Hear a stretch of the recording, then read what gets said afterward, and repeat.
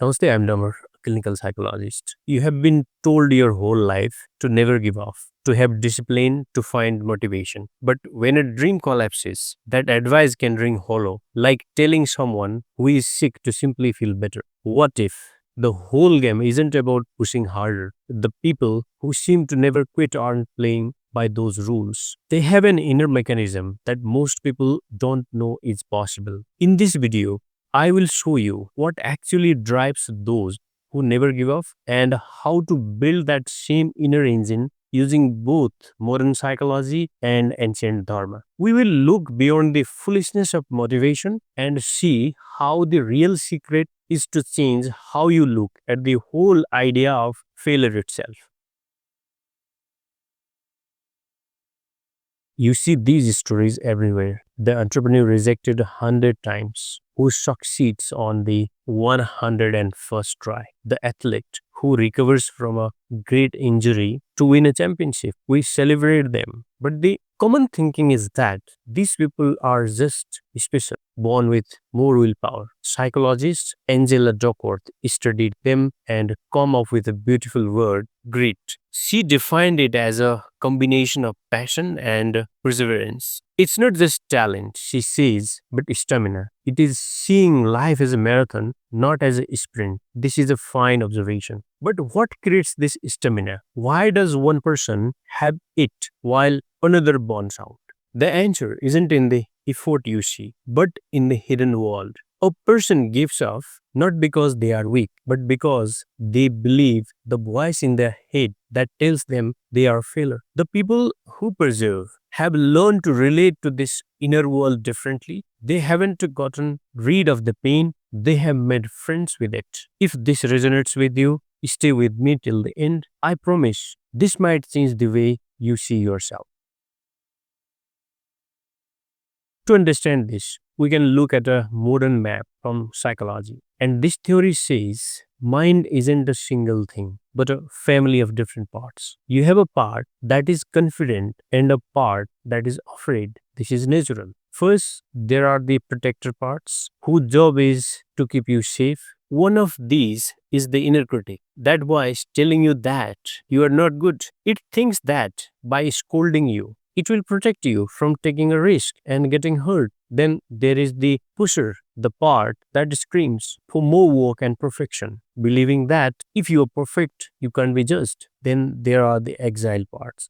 These are young, vulnerable parts, holding pain from your past, shame, fear, rejection. The protectors work all day to keep these exiles locked away because feeling that pain is too much. For most people, life is an inner battle. The protectors fight the exiles, but there is something else, the self. The self is not a part, it is your core, which is naturally calm, curious, and compassionate. It is the master of the house. A person who never gives up is not someone without a critic or wounds. They are a person who has found this self. From this place, they don't fight their inner critic, they get curious about it. They don't numb their pain, they approach it with compassion. They have learned to lead this inner family instead of being a slave to its chaos. Their drive comes not from screaming pusher, but from the silent, clear guidance of the self. They have made peace with the pain, not escaped it. That is why they can continue. Which voice inside is the loudest for you? The critic, the pusher that tells you to do more? Just observing it, you might be surprised how many people are living with the same inner noise. What is fascinating is that modern psychologists are rediscovering what has been known in the East for thousands of years. The traditions of Sanatan Dharma or Hinduism have a profound map of this same inner world. It gives us three ideas to understand this relentless energy. The first is tapasya. This is often translated as discipline, but its deeper meaning is to create an inner heat or fire through conscious effort. Tapasya is not about suffering. It is about willingly choosing a challenge to purify the mind. It is controlled fire that burns away inner rubbish. A person who understands tapasya knows that intentional, meaningful difficulty is the very furnace that forces them. The second concept is karma yoga, the path of selfless actions. The most famous teaching on this comes from the Bhagavad Gita, where Krishna tells the warrior Arjuna, "You have a right to your actions, but never to your actions' truths." This means you focus only on the quality of your work right now and detach completely from the results. A person who lives this way is not driven by success or failure. Their drive is sustained by their own being, not by external validation. The third concept is Shraddha.